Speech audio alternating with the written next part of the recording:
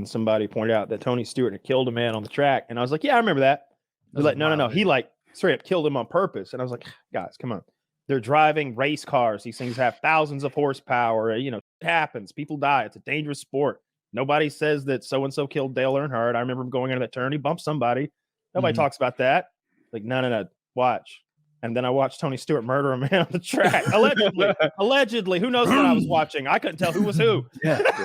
The fact that, like, right before he gets to him, you hear the engine just roar. Like, he's going around the turn, and the engine's going, but it's like, and then he mows the guy down.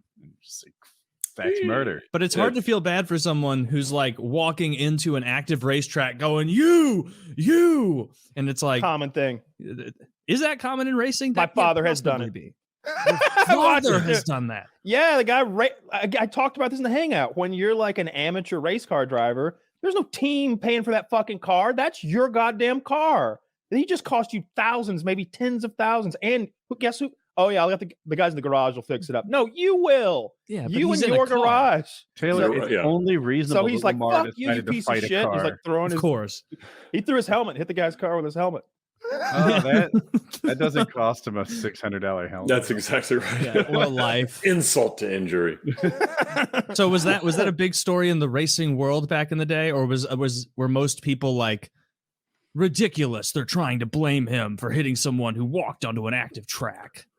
It was big. When did it happen? It's been a long. Looked like it was like 2007, like 15 or 8, years right? ago. Yeah, like 15 years ago. I watched it twice, and it's like, man, why does he hit the accelerator? Why does he hit the? Why is he doing that? Is he trying to like scare him, and then things went wrong, or did he steer? Dude, I was having fun in the hangout, being like, no, I don't think it doesn't seem like he tried to hit him. Like, just trying to Taylor, watch. No, I don't hear it. I don't get it. Yeah, his body. Obviously, he's in a race suit. He's in a race suit, you know, so it's like overalls, and they're very sturdy. But you can tell his body isn't all put together right, but it's being held together by the race ass suit. Backwards.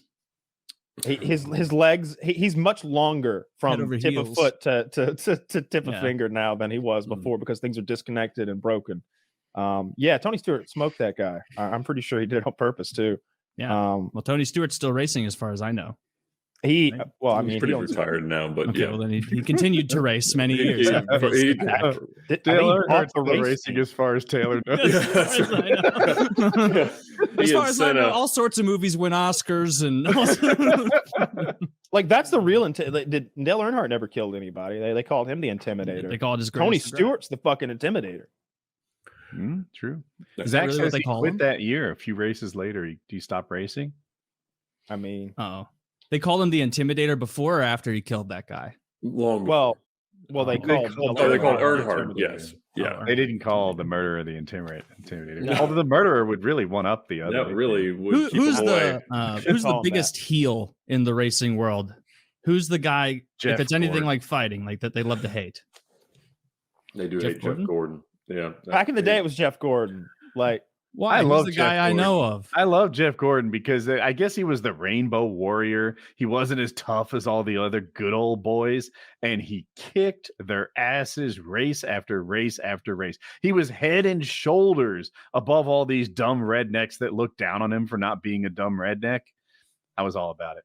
I was always a Jeff Gordon fan. I like the look of the car. I love the DuPont car. Like everybody else's cars looked kind of plain, and like I recognized them, but his had its own fucking thing going on. It makes sense. DuPont is automotive paint, and I like Jeff Gordon's look. He was the California guy who knew how to turn right.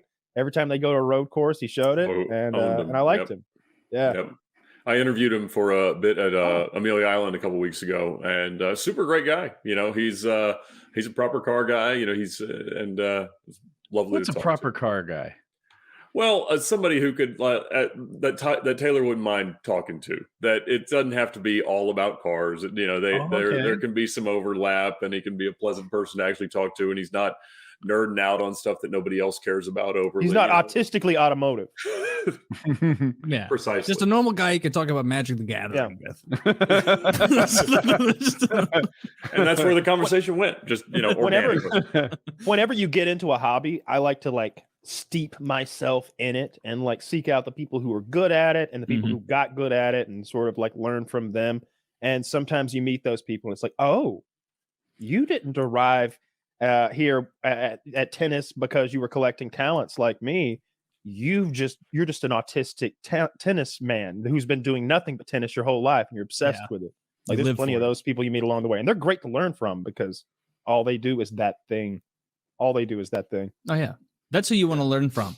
You don't want, if I'm learning a sport on YouTube, I don't want to go to a channel called General Sports Knowledge. If I'm learning tennis, I want to go to the Tennis Fiend and a guy who's like, hey, third upload of the day, we're playing fucking tennis. I love tennis. It's like, dude, this guy's going to teach me how to play tennis. Same with Magic the Gathering.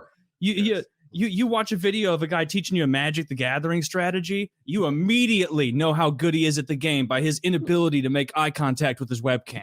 Yep. I go, this guy cannot make eye contact with this cam right now. He knows a good blue counter strategy I can learn. All I'm saying is that black is really strong in the current meta, that's all. Definitely the strongest. Dustin Hoffman there. He's also Rain Man. They're 37. 20 life points. You have 18 mana left. 18 mana. Got to spend it. Yeah.